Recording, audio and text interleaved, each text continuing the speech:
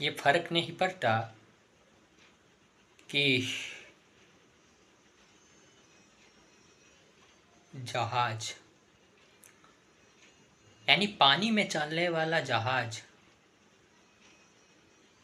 नदी के किनारे हो या समुद्र के किनारे कितना बड़ा हो,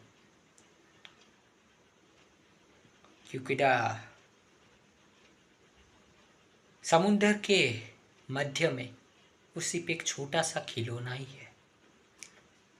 यानी जब वो समुद्र के किनारे में होता है तो लगता है बहुत बड़ा जहाज है ना, बहुत बड़ा, इतना विशाल कि मानो बहुत बड़ा मंजिला मकान भी इतना बड़ा नहीं होता।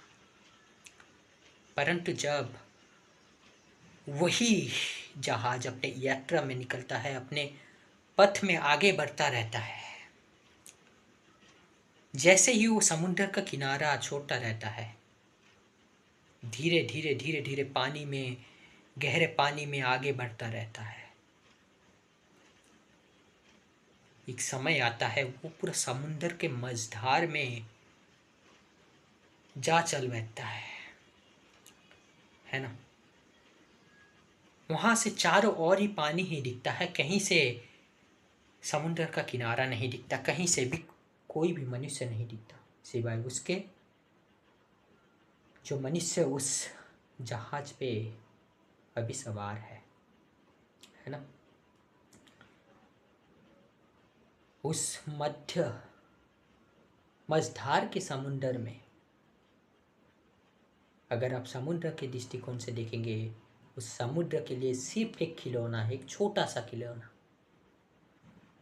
ये सही नहीं कह रहा हूँ बंधुगण, कहने का तात्पर्य बंधुगण आप बहुत कुछ ले सकते हैं कि नियति के आगे, प्रकृति के आगे, संसार के आगे, यूनिवर्स के आगे, इस ब्रह्मांड के आगे हम कुछ भी नहीं है। ना ही हमारा आकार इतना बड़ा है कि हम इन सबको परास्त कर सके, ना ही हमारे पास उतना क्षमता है, उतना शक्ति है, उतना ज्ञान है, उतना बोध है कि हम इनको परास्त कर सके। अब भले ही एक भी क्षण ना गवाए, लेकिन इस संसार में जितना भी ज्ञान है, जितना भी जानकारी है, उसको पूर्णता जुटा नहीं सकते, पूर्णता प्राप्त नहीं कर सकते। जी हाँ बंधुगण, यह असंभव है कि आप में इतना क्षमता है, इतना ताकत है, इतना शक्ति है कि एक विशाल काय चट्टान को उठाकर फेंक सकते हैं, एक पर्वत को उठा सकते हैं। नहीं,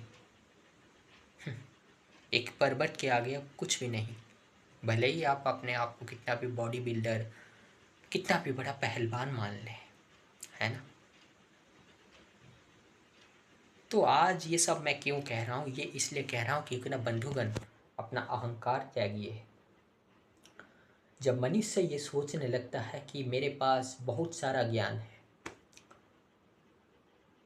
तो उसे ज्ञानी होने का अहंकार होने लगता है। उदाहरण रावण,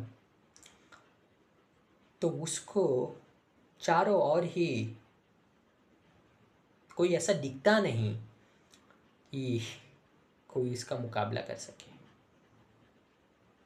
सबको है दृष्टि से तुच्छ मानकर चलता है, सब उसके नीचे है, यही उसका विश्वास होता है और यही साबित भी करना चाहता है।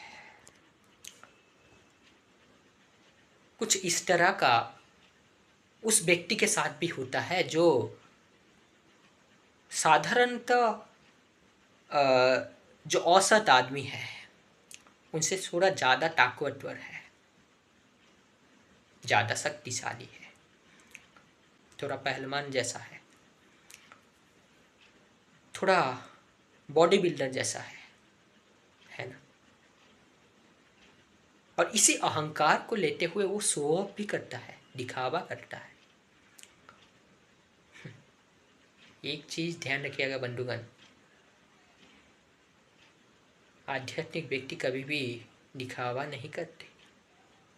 आध्यात्मिक छोड़िए, ज्ञानी व्यक्ति कभी भी दिखावा नहीं करते। जो मूर्ख होते हैं वही ये सब कार्य करते रहते हैं,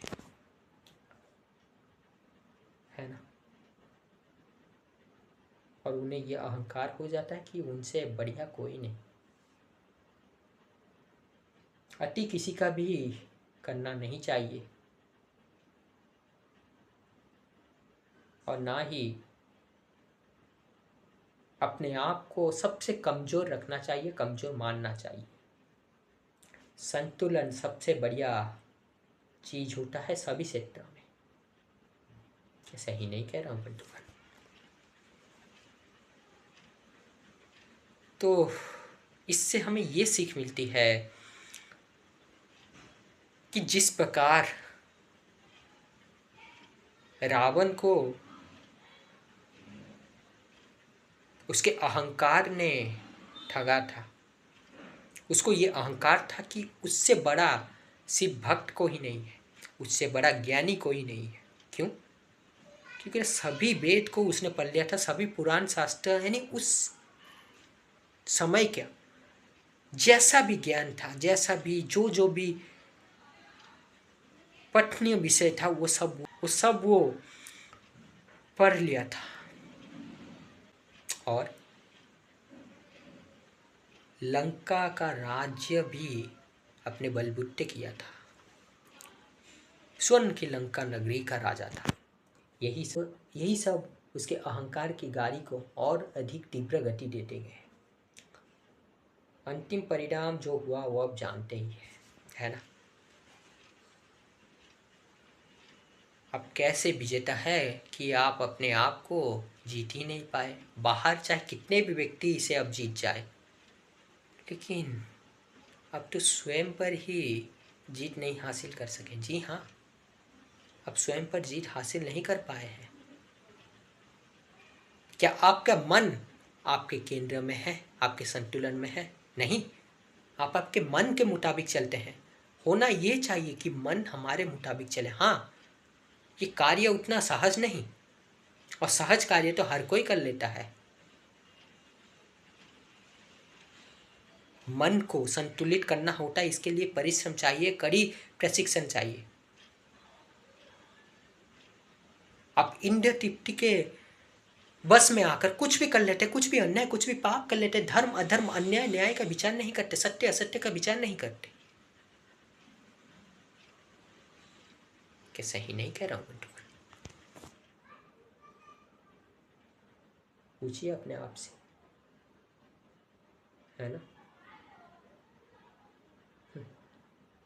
जिसने अपने आप को जीत नहीं पाया, भले ही कितना दिखावा करता रहे, कितना भी अहंकार पालता रहे, उसका परिणाम सदा ही दुखदायक होता है। और जो मैं कहना चाहता था कि जहाज चाहे अपने आप को कितना भी बड़ा मान ले, लेकिन वो तब तक जब तक वो समुद्र के किनारे में है, जब उसको समुद्र के मझधार में लेकर रख दिया जाता है, सिर्फ एक खिलौना है वो समुद्र के लिए। ना ही वो बच सकता है अगर कोई दुर्घटना हुआ, और ना ही उसमें स्थित व्यक्ति भी अपना प्राण को बचा सकते हैं। तब तक नहीं जब तक समय रहते कोई सहायता करने हेतु कोई सहायक चीज वहां पर उपस्थित ना हो जाए। अन्यथा आप देख लीजिए, क्या आप भूल गए टाइटैनिक की जो दुर्घटना हुआ था? उस समय का टाइटैनिक, उस समय का जहाज, जिसको कहा जाता था कभी ना डूबने वाला जहाज, क्या हुआ उसका हालत? कितना लोग अपने जान गंवा बैठे। और ये स्थिति भी इस कथन को भलीभांति से अर्थ प्रदान करता है कि क्या अंधे के राज्य में काना राजा, अर्थात जहां पर बहुत सारे अंधे व्यक्ति रहते हैं, वहाँ पर जो कान्हा है वही राज करेगा, क्योंकि ना उसके पास आँख है देखने के लिए। लेकिन जहाँ पर बहुत सारे ऐसे लोग हैं जहाँ पर जिसका नेत्र ना होने से या फिर अंधा होने से कोई ताल्लुकात नहीं, यानी सबके पास सकुशल सब कुछ अंग प्रत्यंग है, तो क्या वहाँ पर कान्हा राजा बन सकता है? नहीं। वहाँ पर राजा वही बनेगा जिसके पास योग्यता होगा, जिसके पास गुण होगा, जिसके पास बोध होगा, जिसके पास सामर्थ्य होगा, है ना।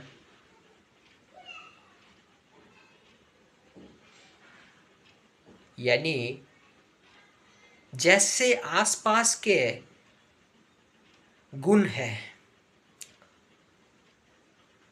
शिक्षा का स्तर है, बोध है, ज्ञान है, वो उसी के अनुसार आदर्श आगे रखता है, उसी के अनुसार उस तरह का मनुष्य, उस तरह का चीज श्रेयस्कर होता है ना। चोरों के मध्य कभी भी एक पुलिस श्रेयस्कर नहीं हो सकता, उसके लिए श्रेयस्कर वही होगा जो 2 लाख का लूटपाट किया हो। भले ही वहाँ पर कोई 2 व्यक्ति और भी है जो 1 लाख का लूटपाट किया, कोई एक जिसने 50,000 चोरी करके लाया हो, क्योंकि ना वो 2 लाख का लूटपाट किया है, इसीलिए वो श्रेयस्कर हो गया। परंतु एक धर्म के दृष्टिकोण से ये सही है नहीं, है ना। तीनों ही दोषी है ना। क्या सही नहीं कह रहा हूँ बंधुगण?